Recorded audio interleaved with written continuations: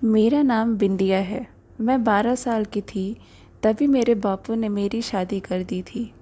जिससे मेरी शादी हुई थी उसका नाम लाखन था। मेरा पति खेतों में काम करके मेहनत मजूरी करके घर चलाता था। मेरी शादी तो 12 साल में ही हो गई, पर मेरा गौना 16 साल को हुई थी तब हुआ था। मैं अपने ससुराल आ गई। मेरे ससुराल में सिर्फ मेरे पति ही थे। मेरे सास ससुर की 2 साल पहले ही मृत्यु हो गई थी। फिर भी मैं अभी ठीक ढंग से खिली भी न थी कि मुरझा गई। मुझे नहीं पता था कि 2 साल पहले जिसने अग्नि को साक्षी मानकर जिंदगी भर साथ निभाने का वादा किया था, वह इतनी जल्दी साथ छोड़ देगा। शादी के बाद मैं बहुत खुश थी। मेरा पति लाखन मुझे जी जान से प्यार करता था। वह मुझे खुश रखने की पूरी कोशिश करता था। वह खुद तो दिन भर कड़ी मेहनत करता था, लेकिन मेरे पर खरोच भी नहीं आने देता था। मैं भी अपने घर गृहस्थी में खुश थी। मोहल्ले वाले मेरी एक झलक पाने को तरसते थे, क्योंकि मैं बहुत सुंदर जो थी। लाखन मुझे घर से बाहर निकलने नहीं देता था। मैं घर पर ही सारा काम करती। सुबह उठकर गाय और भैंसों का चारा देना, पानी कुओं से लाना, फिर गोबर निकालना, घर का चूल्हा चौका, हाय कितना काम रहता था। लाखन भी सुबह सुबह खाना खाकर खेतों में निकल जाते थे मजूरी करने। यही तो कमाई थी हमारी। 1 साल शादी के बाद मुझे एक बेटा हुआ। लाखन बहुत खुश था, मैं भी बहुत खुश थी, पर मेरी यह खुशी ज़्यादा दिन तक टिक न सकी। लाखन एक दिन खेत में काम कर रहा था, वही उसे जहरीले सांप ने काट लिया, जिससे उसकी मौत हो गई। मेरी तो मानो सारी दुनिया ही उजड़ गई। अब मैं क्या करती, कहाँ जाती। मेरा मन कर रहा था कि सब कुछ छोड़ छाड़ कर मैं भी लाखन के साथ मर जाऊं, पर मैं विधवा की ज़िंदगी जीने को मजबूर हो गई, क्योंकि लाखन ने तोहफे के रूप में अपना एक वारिस छोड़ कर गया था।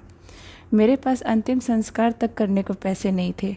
किसी तरह कर्ज लेकर मैंने अपने पति का अंतिम संस्कार तो कर दिया, लेकिन कर्ज चुकाने की बात सोचकर मैं सिहर उठती थी। मुझे भूख की तड़प का भी एहसास होने लगा था। जब भूख से बिलखते बच्चे के रोने की आवाज़ मेरे कानों से टकराती तो मेरे सीने में हुक सी उठती। पर मैं करती भी तो क्या करती। मेरे लिए घर का सारा काम करना आसान था, पर बाहर का कुछ नहीं जानती थी। मेरी एक झलक देखने के लिए गांव वाले तरसते थे। वहीं अब मैं मजदूरों के झुंड में काम करने लगी थी। ये भूख भी बड़ी अजीब है, क्या क्या न करवाए इंसानों से। अपना और अपने बेटे का पेट पालने के लिए खेतों में तो काम करना ही था, और कर्ज भी तो चुकाना था मुझे। गांव के मन चले लड़के छींटाकशी भी करते थे। मुझे देखकर गंदी गंदी बातें करते, लेकिन उनको अनदेखा करके मैं अपने को कोस कर चुप रह जाती थी। एक दिन मैं खेतों में काम करने जा रही थी। रास्ते में गांव के सरपंच ने मुझे रोक कर कहा, बेटी बिंदिया, वीडियो दफ्तर से लाखन के मरने पर तुम्हें 10,000 रुपये मिलेंगे। मैंने सारा काम करा दिया है, तुम कल वीडियो साहब से जाकर मिल लेना। यह सुनकर तो मानो मेरी लॉटरी ही लग गई हो, क्योंकि इतने पैसे मेरे लिए लाखों के बराबर थे।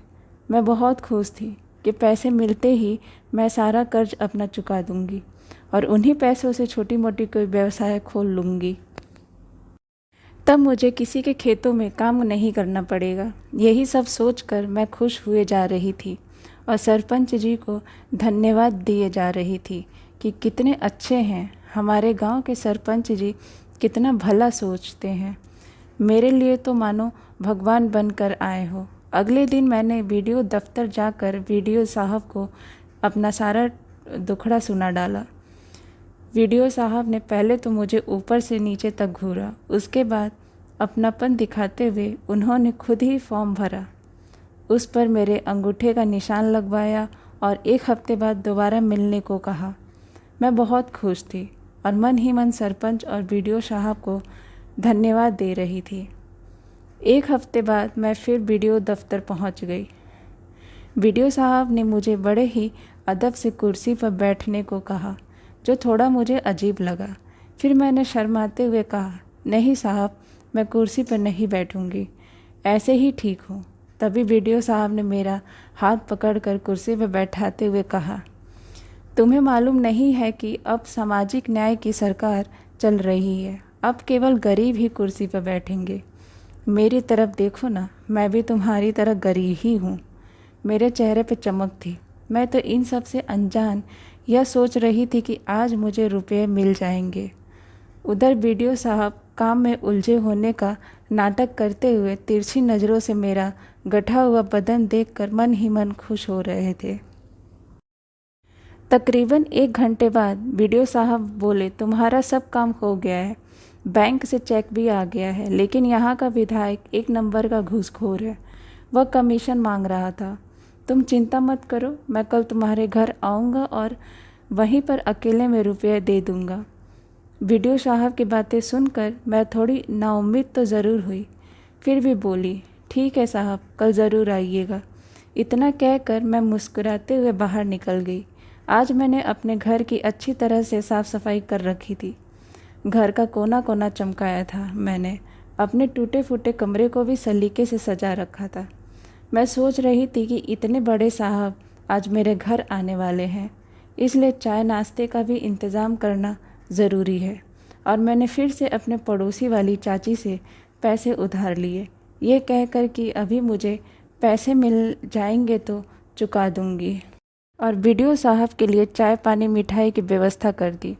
ठंड का मौसम था, लोग खेतों में काम कर रहे थे, चारों तरफ सन्नाटा था। बीडीओ साहब दोपहर ठीक 12 बजे मेरे घर पहुंच गए। मैंने बड़े अदब से बीडीओ साहब को बैठाया। आज मैंने साफ़ सुथरे कपड़े पहन रखे, जिससे मैं काफ़ी खूबसूरत लग रही थी। आप बैठिए साहब, मैं अभी चाय बना कर लाती हूँ, मैंने मुस्कुराते हुए कहा। तभी बीडीओ साहब ने मुझे रोकते हुए कहा, अरे नहीं, रहने दो, चाय की कोई ज़रूरत नहीं है, मैं अभी खाना खाकर आ रहा हूँ। साहब के मना करने के बावजूद भी मैं चाय बनाने अंदर चली गई। उधर मुझे देखते ही बीडीओ साहब अपने होशो हवास खो बैठे थे। अब वे इसी ताक में थे कि कब मुझे अपनी बाहों में समेट लें। तभी उन्होंने उठकर कमरे का दरवाज़ा बंद कर लिया। मैं जल्द ही चाय लेकर आ गई, लेकिन तभी बीडीओ साहब ने चाय का प्याला लेकर मेज पर रख दिया और मुझे अपनी बाहों में ऐसे जकड़ा कि लाख कोशिशों के बावजूद मैं उनकी पकड़ से छूट ना सकी। बीडीओ साहब ने प्यार से मेरे बाल को सहलाते हुए कहा, बिंदिया अगर इनकार करेगी तो बदनामी तेरी ही होगी।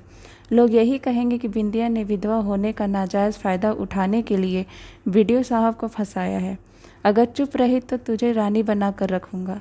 बीडीओ की बातें सुनकर मुझे सब समझ में आने लगा था कि क्यों सरपंच जी मेरे पर मेहरबान थे।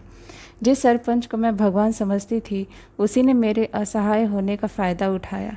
आखिर थी तो मैं उनके गांव की बहू, लेकिन मैंने खुद को संभालते हुए गुस्से से बिफर गई और बीडीओ साहब के चंगुल से छूटते हुए बोली, तुम अपने आप को समझते क्या हो? मैं 10,000 रुपये में बिक जाऊंगी? इससे तो अच्छा है कि मैं भीख मांग कर लाखन की विधवा कहलाना पसंद करूंगी, लेकिन रानी बनकर तुम्हारी रखेल नहीं बनूंगी। मेरी इस रूखे बर्ताव से बीडीओ साहब का सारा नशा गायब हो गया। उन्होंने सोचा भी न था कि बिंदिया इतना हंगामा खड़ा करेगी। अब वे हाथ जोड़कर मुझसे चुप होने की प्रार्थना करने लगे। मैं चिल्ला चिल्ला कर कहने लगी, तुम जल्दी यहाँ से भाग जाओ, नहीं तो मैं शोर मचा कर पूरे गांव वालों को इकट्ठा कर लूँगी। घबराए बीडीओ साहब ने वहाँ से भागने में ही अपनी भलाई समझी। तभी सरपंच जी आ गए। उनको अपने किए पे बहुत शर्मिंदगी महसूस हुई और मेरे से पूरे गांव वालों के सामने माफ़ी भी मांगी। मैंने सरपंच को साफ माफ़ कर दिया था और अब मैं खेतों में मेहनत मजूरी करके जितने कर्ज थे सब चुका दिए। विधवा है तो हमारा समाज ही उस मजबूरी का फ़ायदा उठाने की कोशिश करता है, लेकिन बिंदिया जैसी साहसी और औरत इन सब मुसीबतों का सामना निडर होकर करती हैं। धन्यवाद।